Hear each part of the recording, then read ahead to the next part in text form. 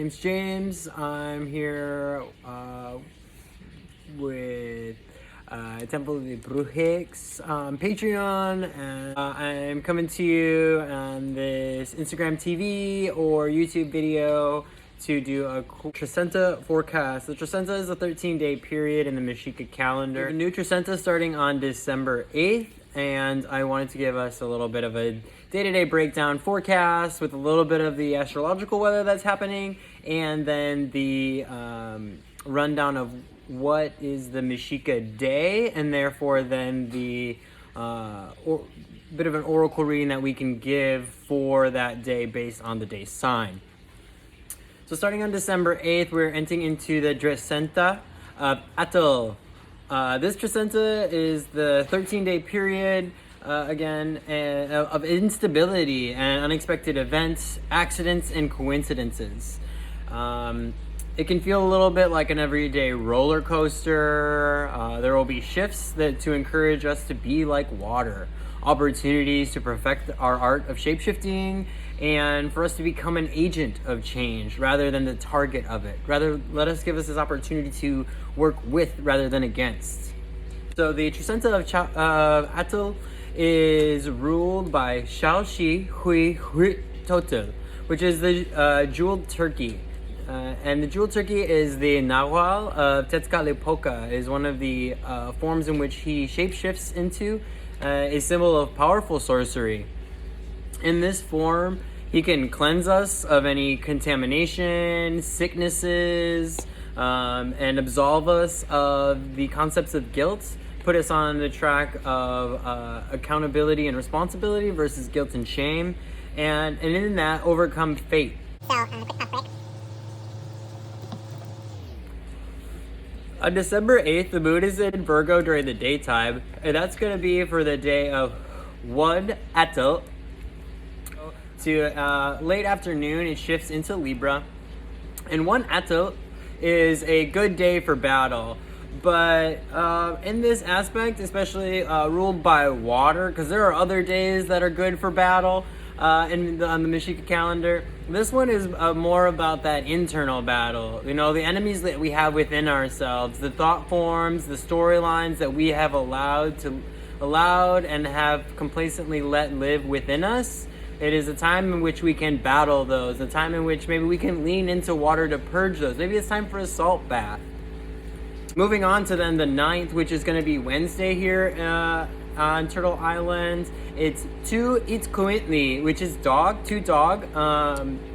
And that's, you know, the dog, the shoyot, is the fairy, is the psychopomp spirit. And so it's a good day for remembering the dead. A good day for being trustworthy. And it's a bad day for trusting others that give you questionable intent. If somebody makes you second guess them, then maybe you should take a second step back and get a better perspective. So December 10th then, the moon will shift in the evening into Scorpio. But during the daytime, we are in the day of 3 Ozomatli, which is 3 monkey. And you think about the playfulness of monkey. 3 Ozomatli, which is 3 monkey. And you think about the playfulness of monkey. So it's a great day for creating, for play, for celebrating. And it's good for keeping ourselves lighthearted. Bad for taking things a little bit too seriously, you know. And that's a good warning moving with that moon moving into Scorpio. Like, if there's something coming up in your emotions, don't take it too seriously. Allow yourself to be like water and let it flow. On the 11th, we still have the moon in Scorpio, and we'll be entering at day 4 Malinali, which is grass, 4 grass.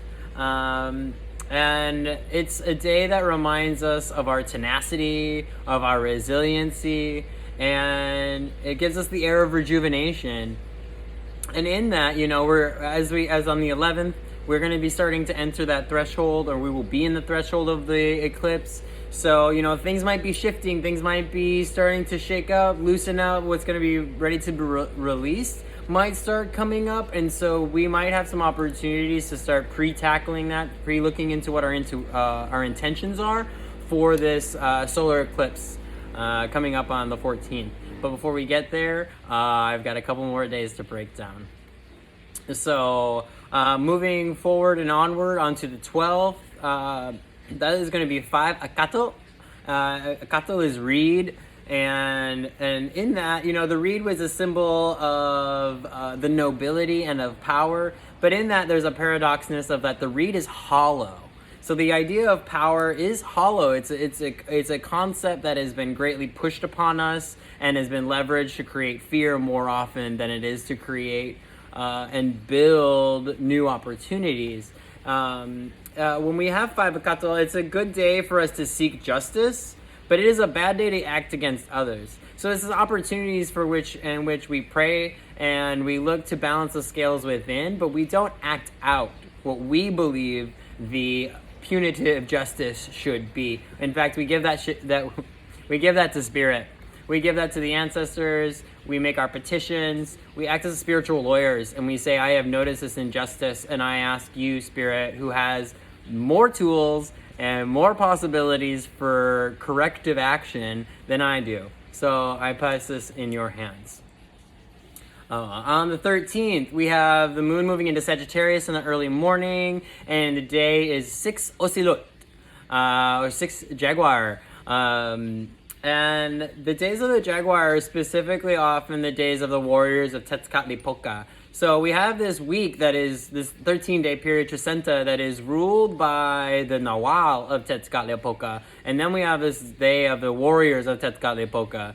And these warriors are those that are willing to sacrifice their lives to keep the flame of the old ones, the Huehueteo, burning forever.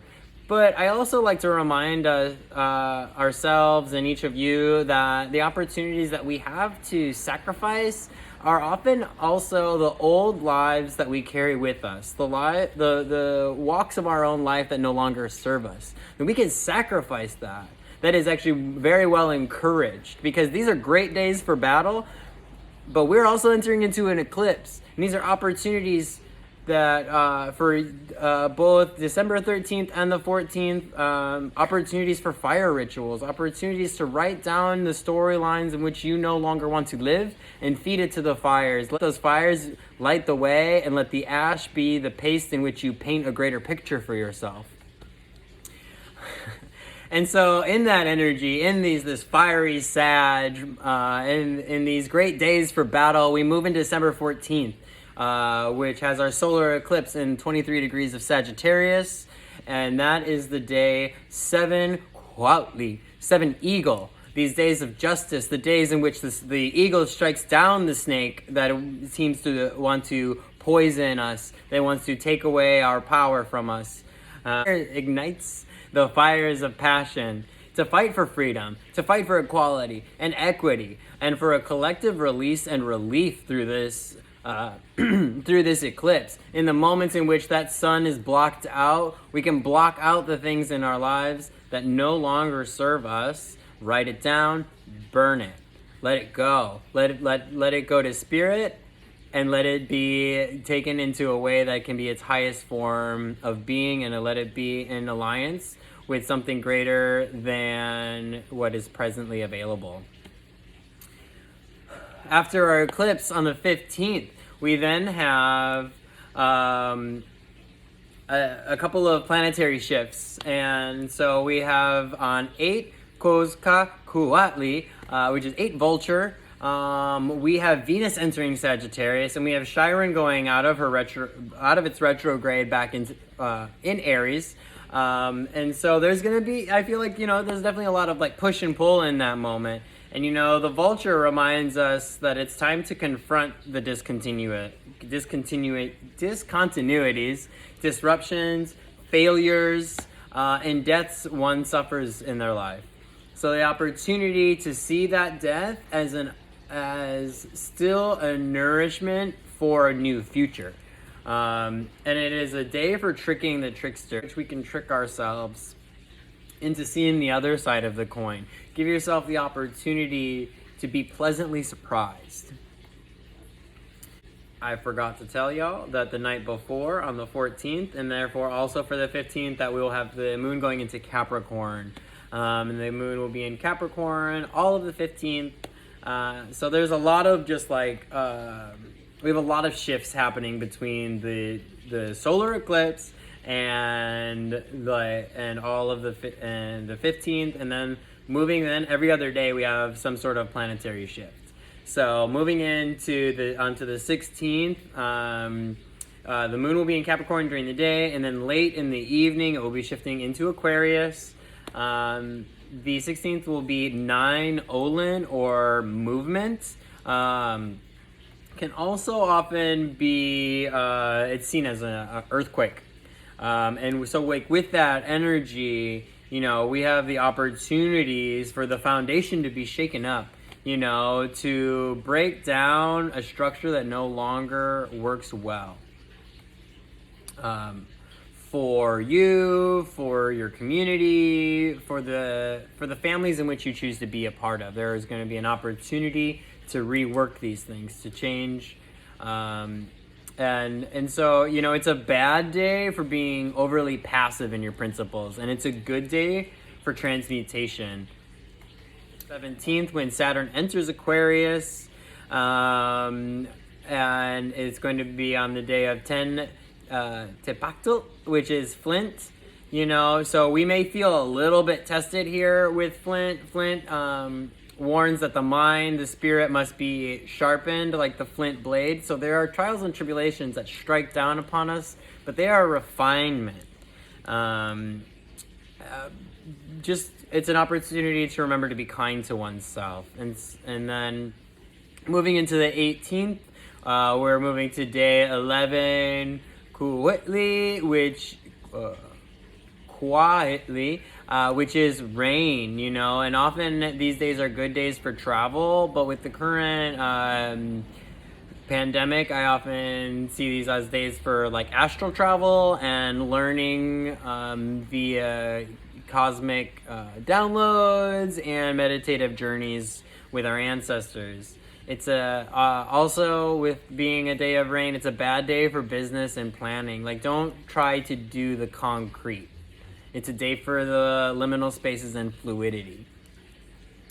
And then moving on, in the morning of the 19th, the moon goes into Pisces, and later in that day, Jupiter enters Aquarius, and the day will be 12 Xochitl, which is a good day for reflecting on companionship and honoring the beauty in one's presence, in one's current timeline. Because Xochitl is the beautiful flower. And to think about that, it's a beautiful flower. So it's a bad day for repressing any sort of like deep-seated ill will, or any sort of also repressing our wishes and desires. Like, let this bloom.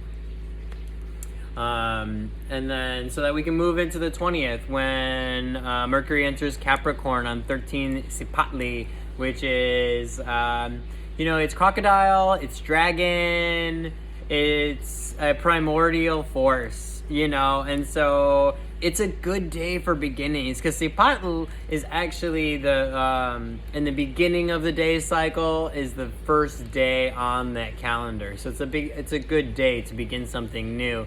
But it's also a bit of an auspicious day where we signify where we can signify some advancement, or maybe we can have a moment where we can notice the beginning of a new project, and it's an opportunity to feel that we can honor and be honored well in our energy and in our work. So that is our 13-day forecast via the Tonalpohualli, the Mexica day calendar. If you found this to be entertaining, grounding, insightful, I'll be putting my Cash App and Venmo here on the screen, as well as in the comments, and then I'll see you in about another Trecena, a couple of days before we enter the Trecena of Ehekat, of wind. So until then, Nimitsuotla, I'll see you all on the internet, and take care.